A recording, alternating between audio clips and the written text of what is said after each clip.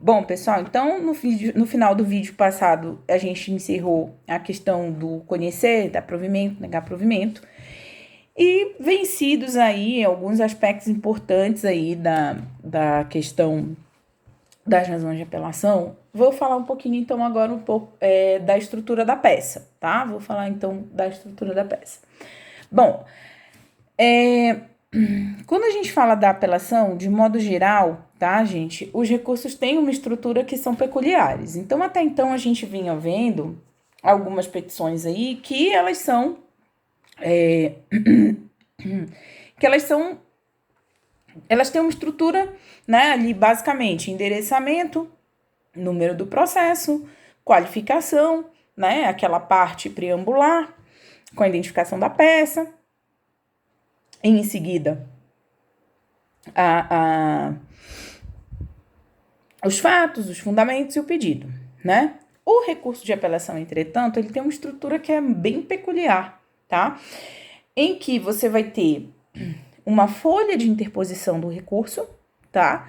E a seguir, as razões do recurso. Então, eu fiz aqui, é como se a gente tivesse duas folhinhas. Pensem sempre assim, duas folhinhas. Uma que é a folha de interposição e a outra que é a folha das razões do recurso. Entenderam? Ó, folha de interposição, folha de razões. Então, esse recurso, ele é diferente, tá? Mas também quando entenderem essa estrutura, os demais recursos ficam muito fáceis, tá? Ressalvado aí, tá, gente, os embargos de declaração. Os embargos de declaração, eles se voltam, né, mais aí para a questão de esclarecimento de obscuridade, de contradição, né? Então, eles são muito mais. Ele é um recurso mais. É um recurso que é avaliado, inclusive, pelo próprio julgador. Então, ele é muito mais simples, tá? Mas, via de regra, em geral, os recursos eles têm uma estrutura que é peculiar. E uma delas é isso. Ele é dotado de folha de razões que vem na frente acompanhado de uma folha de interposição. Então, vamos entender o que tem na folha de interposição e o que tem na folha de razões. Depois que entender isso, tudo fica mais fácil. Na folha de interposições, gente, ela vai ser destinada ao juiz que prolatou aquela decisão recorrida, aquela decisão terminativa ou com força determinativa ou a sentença. E aqui, logicamente, você vai observar o quê? Regras de competência, tá? Lembrando que os recursos destinados do juizado especial, eles estão destinados à turma recursal, tá? Mas, via de regra, você vai observar aqui o quê? Questão de lógica da competência. Então, você vai observar a competência, tá? Na interposição. Em seguida, claro, você vai colocar lá processo número tal, ou processo 3 pontinhos, ou processo XXX, lá para indicar que você sabe que ali entra a numeração do processo, tá? Em seguida, a gente vai para a parte o quê? Parte preambular. Então, o que a gente vai colocar na parte preambular? Aqui é o feijão com arroz, o que a gente já vem fazendo. Qualificação. Então, você vai colocar lá nome, nacionalidade, estado civil, profissão, RG, CPF, né? Endereço e domicílio. Ah, mas o réu tá preso. Então, você vai colocar atualmente preso, tá? Você vai indicar quem é o apelado, tá? Então, por exemplo, você vai escrever lá nos autos da ação que lhe move o Ministério Público, por exemplo, tá? Ah, quer mais se for ação penal privada. Você vai colocar o nome do querelado, do querelante, tá? Ou do querelado, né? Depende de quem é o recurso, né? Você vai colocar o nome, então, da parte contrária àquele que você está recorrendo, né? Da parte contrária, de quem é o apelado. Aqui vai entrar o nome do apelado. Então, como a gente está pela defesa e, por exemplo, foi desfavorável para nós, a gente vai colocar aqui, nos autos da ação que lhe move o Ministério Público, tá? Isso daí é o mais comum, né? Vai falar da capacidade postulatória, então vai falar por intermédio do seu advogado subscritor ou do seu advogado firmatário, né? Procuração anexa. ou por intermédio do advogado subscritor, mandato incluso, folhas tais ou ID tal, porque agora a gente lida com processo eletrônico tem ID, vai falar o vocativo, né? Vem perante Vossa Excelência, né? Com fulcro. O que é fulcro, gente? É o fundamento, tá? Eu gosto de colocar com fulcro, tá? Mas pode colocar com o fundamento legal no artigo, tá? E aí você vai botar 5931, 5932, 593, a linha C, por exemplo, tá? Aí seria para discutir aí a dosimetria da pena no campo de um processo, né, oriundo aí de um julgamento na sessão do tribunal do júri. Então, você tem que atentar, tá, no campo da fundamentação, você tem que atentar qual é, dentro das hipóteses, tá, de decisão terminativa ou com força determinativa ou sentença, você tem que observar qual delas vai ser atacada. Então, mais comum, né, é o 5931. Sentença que condena ou absolve de juiz singular, oriunda de um juízo singular. Ok, tá? Mas se for tribunal do júri, 593, ou inciso terceiro, e aí você vai colocar alguma das alíneas. Pode por todas as alíneas, se for o caso, ou, por exemplo, é só dosimetria, então a linha C. Mas eu quero falar de nulidade posterior à pronúncia, então a linha A, tá? E aí você vai adequar, então, a fundamentação legal à situação específica que o caso apresentar. Vem interpor. O verbo aqui, gente, é interpor. Recurso é interposto, tá? No campo da resposta, dos memoriais, a gente fala em oferecer, tá? Mas no recurso, a gente vai interpor. Os embargos, a gente vai opor embargos, essa é a expressão que a gente usa. E, claro, habeas corpus, mandado de segurança, a gente vai impetrar, tá? São verbos aí que você utiliza a depender do momento, né, e da peça que você for protocolar. Aqui, você vai utilizar o verbo interpor, tá? E aí, você vai dizer o nome da peça. Recurso de apelação. Em face da decisão ou sentença de folhas tais ou do ID tal, tá? Mas eu não sei as folhas. Bota 3 pontinhos. E aí, você vai fechar o preâmbulo, tá? E vai fechar o preâmbulo dizendo assim, apresentando, isso aqui é um exemplo, tá, gente? Apresentando desde logo as razões, suas razões recursais. O que você está dizendo quando você diz, fecha o preâmbulo dizendo, apresentando desde logo suas razões recursais? Você está apresentando o recurso com as razões, tá? Então, sua folha de interposição, sua folha de razões. Você está apresentando o recurso com as razões. Agora, lembra que eu falei para vocês, gente, é possível fazer, num primeiro momento, no prazo de 5 dias a interposição e posteriormente você faz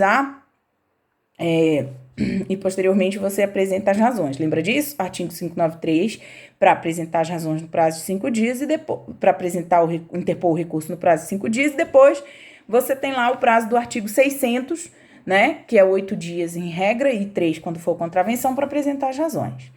Nesse caso, se você quiser, tá, diferir, apresentar só o termo de interposição para apresentar as razões posteriormente, aí você vai fechar o seu preâmbulo dizendo o quê? Requerendo o prazo do artigo 600 para apresentação das razões.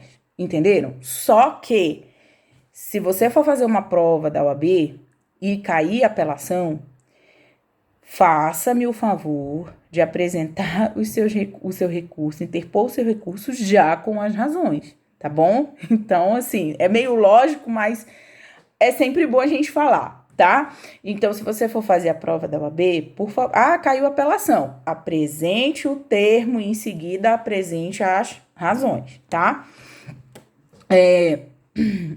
Então, você vai usar, se você já está apresentando o recurso com as razões, você vai usar qual termo? Apresentando, desde logo, suas razões recursais, tá bom?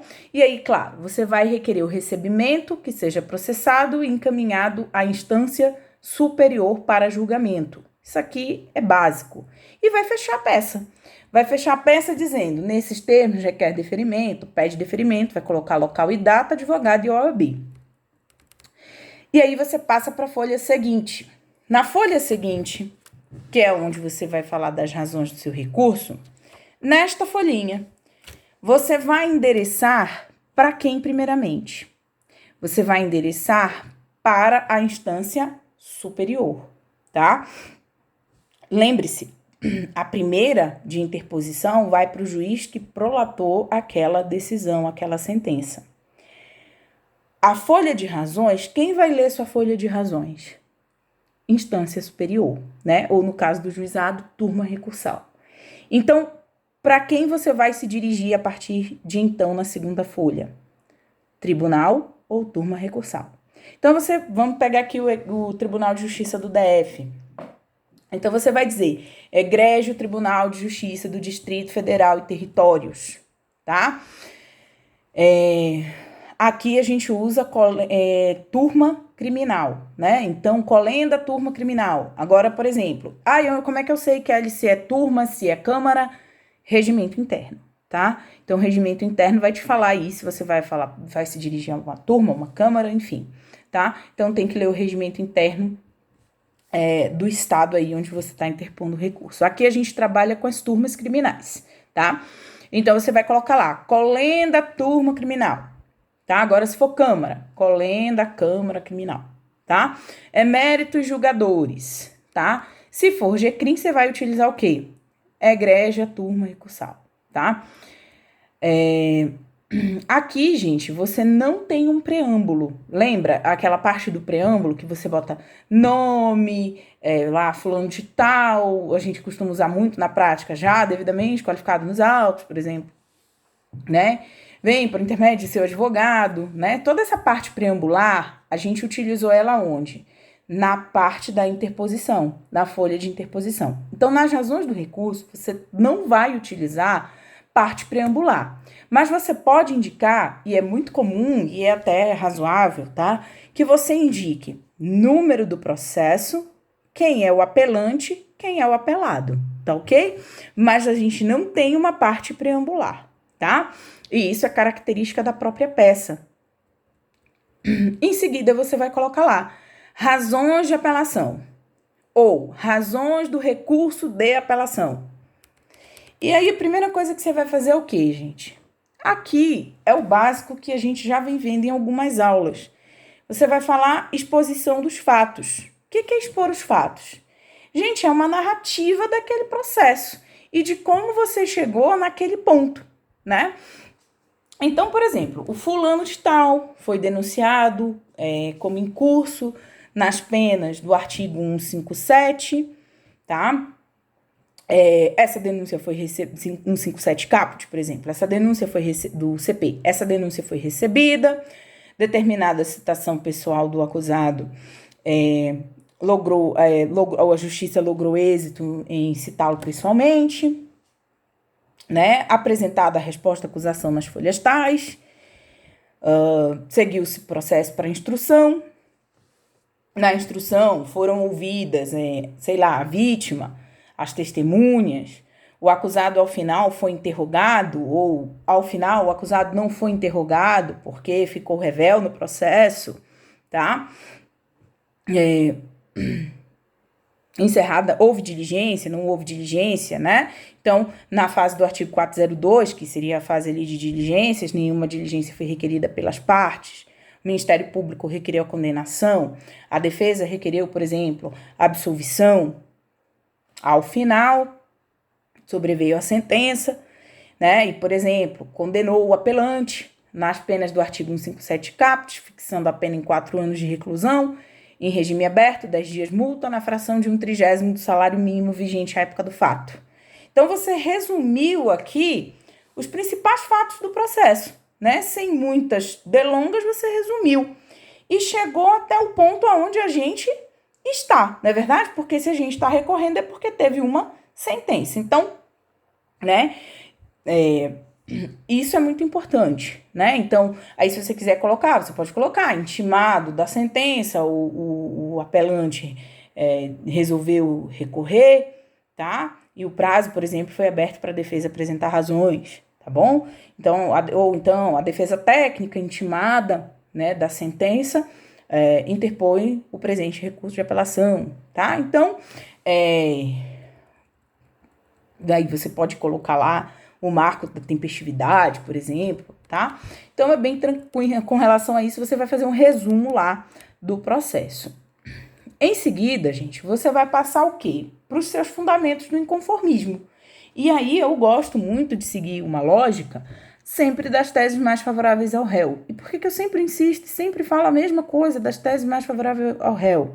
Porque se você tem uma prejudicial de mérito, né, prevista lá no artigo 107, e ela for reconhecida, o que vai acontecer? Vai prejudicar o julgamento das demais. Então, se isso é mais favorável para ele, logicamente que eu vou argumentar primeiro. Agora, é em todo processo, Kelly, que tem causa extintiva de punibilidade? Logicamente que não. Você vai olhar caso a caso. Não tem? Vamos adiante. E o que é que nós temos adiante aqui? No recurso de apelação, preliminares, né? Preliminares essas que podem ser relativas à prova ilícita, por exemplo, a nulidades, e aí é sempre importante vocês relembrarem aqui, gente, 2 pontos importantíssimos que estão intimamente ligados aí com o processo penal.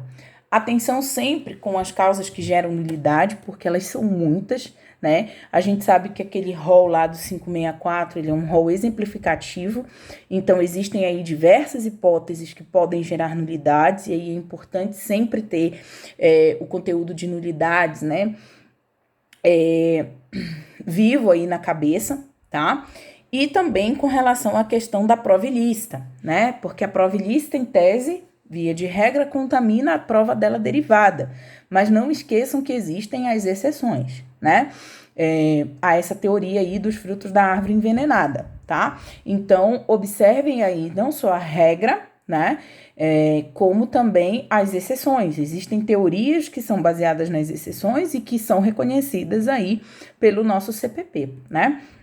A teoria aí, né, da prova que seja independente, né, ou daquela que seria, né, aquela prova que você chegaria nela, né, em qualquer circunstância você chegaria nela. Então, quando a gente fala de prova ilícita, é sempre bom conhecer a regra e as exceções. E aí é uma dica, né, que fica aí para vocês, que no campo penal, esses 2 assuntos, eles são extremamente importantes e, claro, é sempre bom também dar uma olhada aí como está caminhando a jurisprudência no sentido da avaliação aí das provas ilícitas, derivadas das ilícitas, né, o que é derivada, o que pode entrar nas teorias aí que são exceção à teoria dos frutos da árvore envenenada, perfeito? Então, atenção com isso. E depois a gente vai entrar aí o quê? Ah, Kelly, mas não tem prova ilícita, não tem nulidade. Beleza. Então, vamos analisar o quê? Tem hipótese de absolvição pelo 386, por exemplo? Há alguma dessas hipóteses? Então, a gente vai trabalhar com elas, tá? Existe a situação aí que vai gerar desclassificação, por exemplo? Então, vamos trabalhar essas hipóteses aí de desclassificação. No campo da dosimetria. Gente, no campo da dosimetria, eu costumo adotar em termos de abordagem a mesma abordagem que eu utilizo nos memoriais. Então, primeiro, né, existe alguma argumentação relativa às circunstâncias judiciais do artigo 59? Alguma delas foi valorada negativamente? Então, eu vou abordá-las. Existe aqui alguma, por exemplo, alguma atenuante que não foi reconhecida? Ou, por exemplo, a agravante, né, não foi devidamente compensada, a agravante da reincidência com a atenuante da confissão.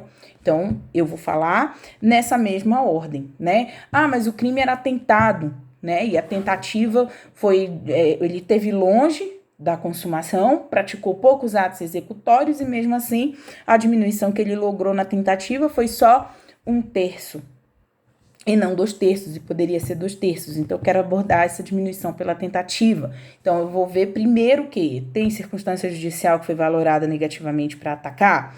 tem agravante ou atenuante que não foi... tem atenuante que não foi reconhecida, ou alguma atenuante não foi devidamente compensada com algum agravante, então vou falar sobre elas depois. Tem causa que aumenta ou diminui a pena. Por exemplo, foi reconhecida uma causa de aumento que eu pedi que não fosse, né? Ou eu pedi uma causa de diminuição e a causa de diminuição não foi reconhecida. Posso abordar isso no meu recurso? Posso, tá?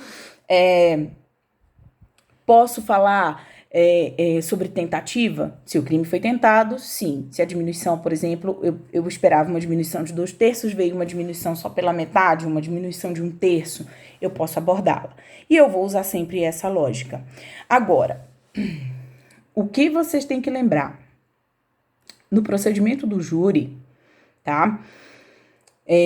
O recurso de apelação, ele vai estar sempre baseado no 593 em alguma das alíneas, tá? A dosimetria, você vai trabalhar ela na linha C, erro ou injustiça na aplicação da pena ou medida de segurança, tá? A dosimetria você vai trabalhar aí.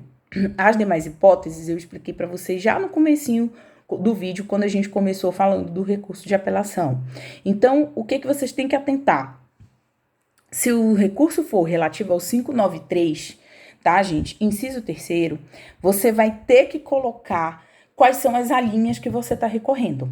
Então, por exemplo, você recebeu lá a notícia de que você estava fazendo uma previsão lá de que o seu réu ia ficar, sei lá, 18 anos preso, né? Mas veio uma condenação de 20 anos. E aí, por exemplo, você falou, opa, calma aí, né? Eu tava esperando 18, veio 20, veio 22, então tá muito acima daquilo que a defesa já tinha feito com base nas circunstâncias ali de cada réu e de cada caso. O que você vai fazer? O que você pode fazer nessa situação? Você pode recorrer. Recorrendo da dosimetria vai ser o 593, inciso 3, a linha C. Agora, vamos supor que você está falando, olha, o jurado reconheceu aqui uma qualificadora que é manifestamente improcedente. Então, assim, ela está totalmente contrária à prova dos autos. Pode recorrer? Pode, mas nesse caso é a linha D. Então, gente, prestem muita atenção aí quais vão ser os fundamentos. Porque quando você faz a interposição do recurso, você já tem que dizer quais são as alíneas que você está recorrendo, tá? Então, isso aí é o bizu do Tribunal do Júri. Qual é o vocativo? Vocativo, gente, aqui é o ante o exposto. Ante o exposto, requer. Isso aqui é o que a gente faz. Toda vez que a gente vai pedir, a gente coloca lá, do pedido, né? Ante o exposto, requer. Diante do exposto, requer. Isso aqui é o trivial, é o que vocês já sabem. Pedido, gente, vai ser formulado de acordo com o caso. Então, nem todos os recursos vão ter prejudiciais de mérito, nem todos vão ter preliminares. Pode ser que você não tenha causa de absolvição, tá? Mas o que você fundamentar como conformismo é o que você vai pedir. É o que eu sempre falo, gente. Isso aqui eu chamo de correlação, né? Então, não adianta eu sustentar uma absolvição por falta de prova e na hora do pedido eu não pedir a absolvição do cara. Se você está sustentando a absolvição, peça a absolvição do seu pedido. Por quê?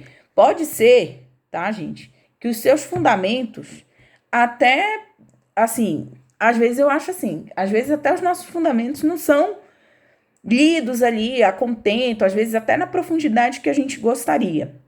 Mas o nosso pedido sempre é. Então é por isso que eu sempre falo o seguinte, o pedido é o mais importante. Então, não esqueça disso, o pedido é o mais importante. Então, se você fundamentou lá em cima, você pede, né, no campo dos pedidos, você vai abrir o pedido para requerer que aquele seu fundamento seja acolhido, tá? Então, você vai fazer constar isso no pedido, então você vai colocar lá, ante o exposto requer, diante do exposto requer. E nesse momento, o que é que você pede? Primeiro pedido, gente, conhecer, porque passa no juízo de admissibilidade, como eu já falei para vocês, e prover. Conhecer e prover. Diante do exposto requer que o presente recurso de apelação seja conhecido e provido para Para quê? E aí você vai entrar no seu fundamento. Então, vamos supor que você fez um recurso de apelação para pedir absolvição, por exemplo, em face ao princípio da insignificância. Então, você vai pedir, ante o exposto requer, seja o presente recurso conhecido e provido para absolver o acusado com fulcro no artigo 386, inciso 3 do CPP. O primeiro pedido. Vamos supor que o juiz reconheceu lá culpabilidade, né? Reconheceu, valorou negativamente a culpabilidade, valorou negativamente a personalidade, com base na folha de antecedente penal, valorou negativamente as consequências do crime, e você discorda de todas essas valorações negativas. Então, primeiro, insignificância, né? Primeiro, seu pedido de absolvição. Segundo, aí você vem, subsidiariamente, caso o juízo mantenha a condenação, né, que a sentença seja reformada para excluir a valoração negativa da culpabilidade, da personalidade, das consequências do crime, tá? Então, gente, por que, Kelly, que você está fazendo primeiro o pedido relativo à absolvição e depois dosimetria? Porque o que é melhor para ele? Ser absolvido, por exemplo, por ter reconhecido uma insignificância, ou ter as valorações negativas das circunstâncias judiciais excluídas da sentença? Logicamente que é a absolvição, né? Porque se eu estou excluindo a valoração negativa das circunstâncias judiciais da sentença dele, logicamente ele está condenado. O que eu estou fazendo? Diminuindo a pena dele, tá? Tentando lograr êxito no recurso para diminuir a pena dele, tá? Então, tudo que você fundamentar é o que você vai pedir, tá bom? Então, aí você tem que prestar atenção quais são os fundamentos para ir resignação.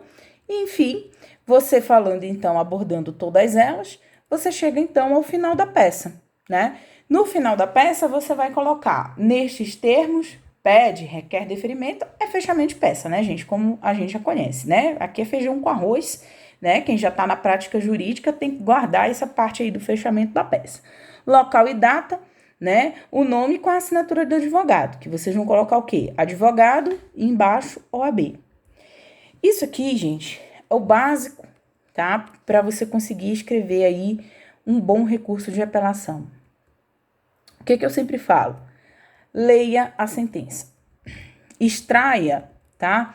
Da sentença, logicamente, né? Em que lado você estiver, né? Pela defesa. O que a gente costuma observar aí, né? Primeiro, eu tenho nos memoriais sempre uma bússola do que foi pedido. O que eu pedi nos meus memoriais? O que me foi atendido, o que não me foi atendido, né? Isso aí é uma bússola. Agora, logicamente que no campo da condenação, a gente pela defesa sempre vai ter que observar o quê? Condenações, né? Valoram negativamente alguma circunstância judicial. Que fundamentos são esses? Esses fundamentos de valoração negativa de circunstâncias judiciais, eles estão de acordo com a jurisprudência? Tá?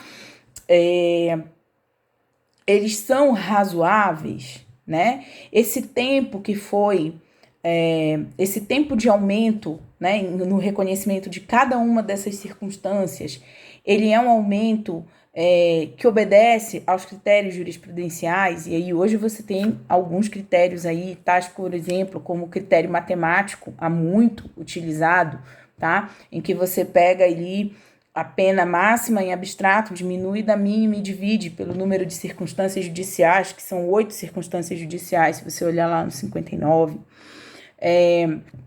Mas existem entendimentos aí mais recentes no âmbito do STJ, em que seria a pena mínima acrescida de 1/6, ou também já vi a pena mínima acrescida de 1/8.